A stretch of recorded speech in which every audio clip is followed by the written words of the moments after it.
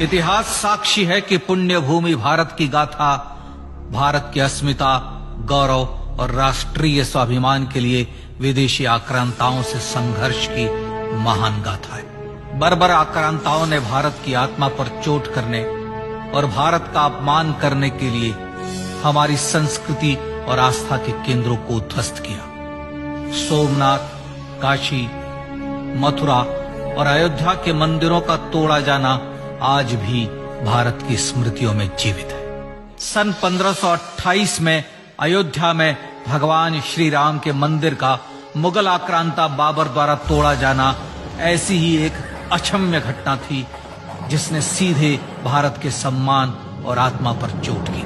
कारण साफ था, अयोध्या के श्री राम के मंदिर पर आक्रमण भारत की आत्मा पर आक्रमण था। जहां हर भारतीय के रोम रोम में राम बसते हैं, वह भारत यह अपमान कैसे सहता। राम मंदिर पर आक्रमण भारत को आहत कर गया था। विदेशी हमलावर अपनी बर्बरता दिखाते गए और भारत अपने आत्मगौरव को फिर से पाने के लिए संघर्ष करता रहा। भारत रामलला के जन्म स्थान पर बाबर के नाम पर बने एक ढांचे को देखता और उसे हटाने का संकल्प लेकर शक्ति संजोया करता। हिंदू समाज आत्मसम्मान के रण में डटा रहा और लगातार हमलावरों द्वारा बनाए गए बाबरी ढांचे को हटाने के लिए लड़ता रहा। सरयू कई बार रक्त से लाल हुई। कभी स्थानीय शासकों ने तो कभी साधु संतों और राम भक्तों ने राम जन्मभूमि की मुक्ति के लिए अपने प्राणों की आहुति दी। 74 बार युद्ध हुए। हम कुछ मोर्चे हारे, पर रण जीतने का संकल्प कभी कम नहीं हुआ। हिंदू समाज तलवारों से रक्त रंजित हुआ, पर उसने हार नहीं मानी। उसका संकल्प अजेय था।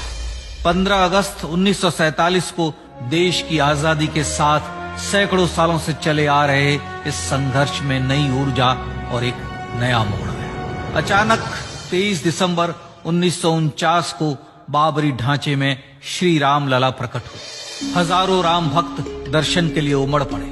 तत्कालीन प्रधानमंत्री पंडित जवाहरलाल नेहरू ने उत्तर प्रदेश सरकार को श्री राम लला को विवादित ढांचे से हटाने का आदेश दिया।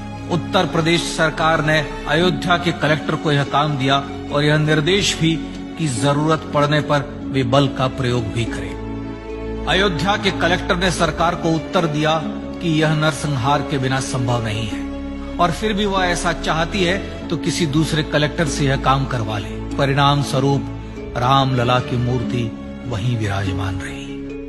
विवादित ढांचे को बंद कर दिया गया। केवल पुजारी को सेवा अर्चना के लिए भीतर जाने की अनुमति थी। फिर भी राम भक्त विवादित ढांचे के बाहर से प्रभु श्री राम की आराधना करते रहे। भारत के हिंदू समाज के लिए चुनौतियां और बढ़ गई। मामला अदालत में गया। विपक्षी दलों द्वारा अदालत में भगवान श्री राम के अस्तित्व पर सवाल उठाए गए। उनके अयोध्या में ही जन्म लेने का प्रमाण मांगा गया। भारत का जनमानस अब आहत हो उठा था। आजाद भारत में भी हिंदू समाज को अपनी आस्था और श्रद्धा के लिए संघर्ष करना पड़ रहा था। चुनौतियों के इस समय में सन 1984 में विज्ञान भवन दिल्ली में विश्व हिंदू परिषद ने धर्म संसद का आयोजन किया। इस संसद में देश भर के संतों ने राम जन्मभूमि की मुक्ति के लिए आह्वान किया और राम जन्मभूमि मुक्ति यज्ञ समिति का गठन किया।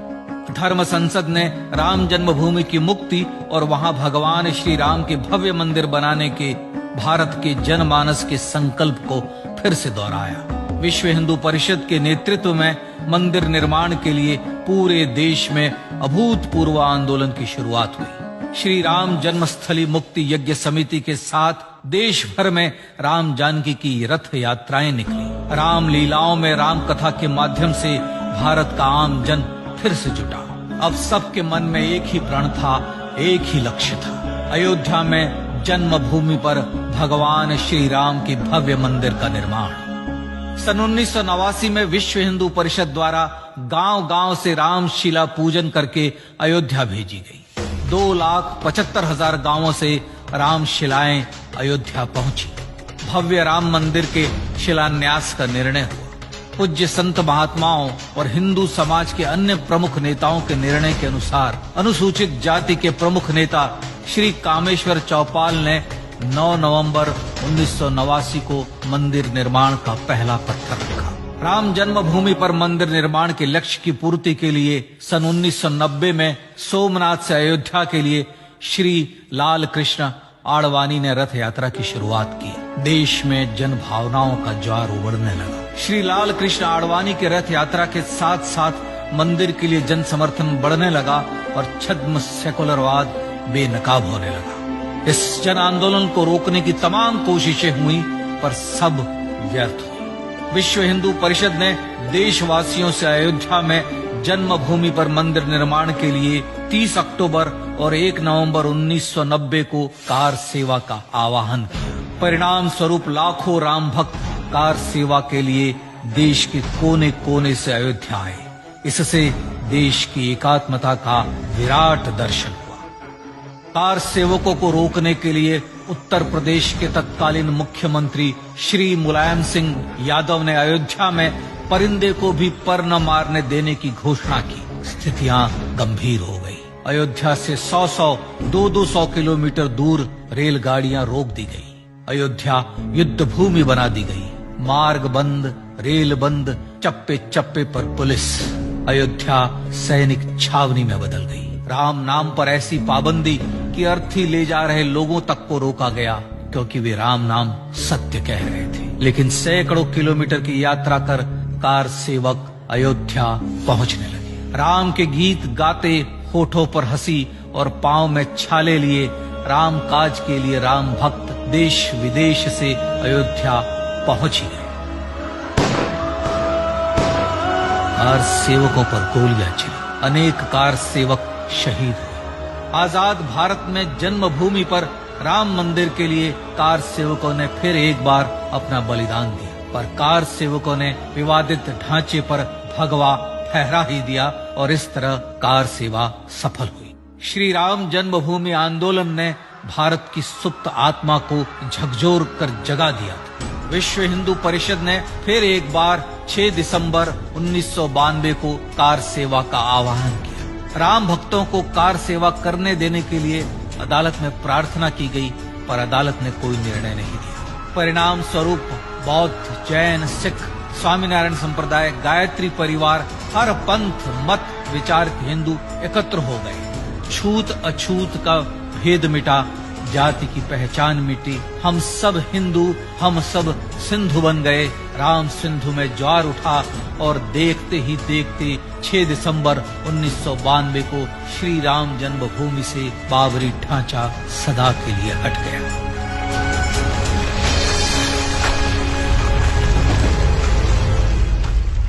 यह क्षण शौर्य, न्याय और सत्यमेव जयते का क्षण था। यतो धर्मस्ततो जय का क्षण था। पर संघर्ष की गाथा यहां जाकर भी नहीं रुकी। छद्म सेकुलरवादियों द्वारा भारत और भगवान श्री राम के इतिहास को झुठलाने के लिए अदालतों में चुनौतियों का सिलसिला चलता रहा, जो 1950 से चल रहा था। हिंदू सिखों के बीच से गुजरते हुए भगवान श्री राम का दर्शन करने के लिए विवश थे। यह स्थिति थी आजाद भारत में श्री राम और राम भक्तों की। पर सत्य को तो जीतना ही था। आखिरकार देश के सर्वोच्च न्यायालय के 5 जजों की खंडपीठ ने 9 नवंबर 2019 को ऐतिहासिक निर्णय दिया और यह कहा कि अयोध्या जन्मभूमि परिसर की पूरी 67 एकड़ भूमि रामलला की, और न्यायालय ने भारत सरकार को जन्मभूमि पर मंदिर बनाने के लिए एक ट्रस्ट बनाने का आदेश दिया।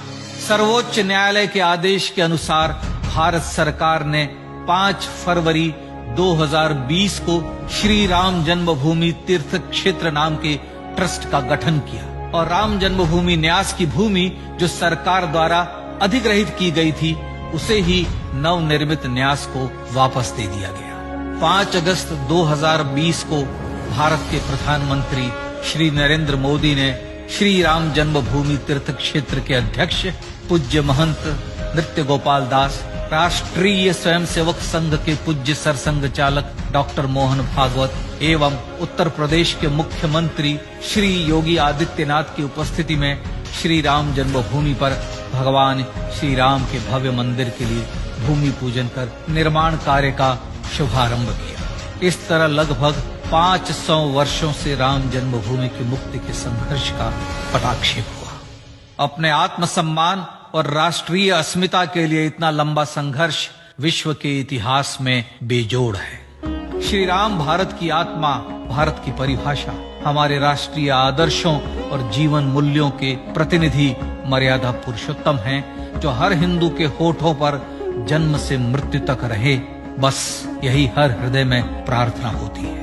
राम भारतीय राष्ट्रीय स्वाभिमान और आसेतु हिमालय से समुद्र पर्यंत तक जन जन को एकात्मता के बंधन में बांधने वाले रक्षा सूत्र है। अयोध्या स्थित श्री राम जन्मभूमि पर बाबर का हमला वास्तव में भारत के स्वाभिमान और राष्ट्रीयता पर हमला था। प्रधानमंत्री श्री नरेंद्र मोदी द्वारा श्री राम जन्मभूमि पर राम मंदिर का पुनः निर्माण न केवल बाबरी मानसिकता का पराभव है, बल्कि संपन्न, सुखी, सुसंस्कृत, सर्वशक्ति संपन्न स्वराष्ट्र का सूर्योदय भी है। यह उस राम राज्य की दिशा में वह कदम है जिसकी अभिलाषा राजराजेंद्र चोल, कृष्णदेव राय, छत्रपति शिवाजी महाराज से लेकर महात्मा गांधी तक ने की थी।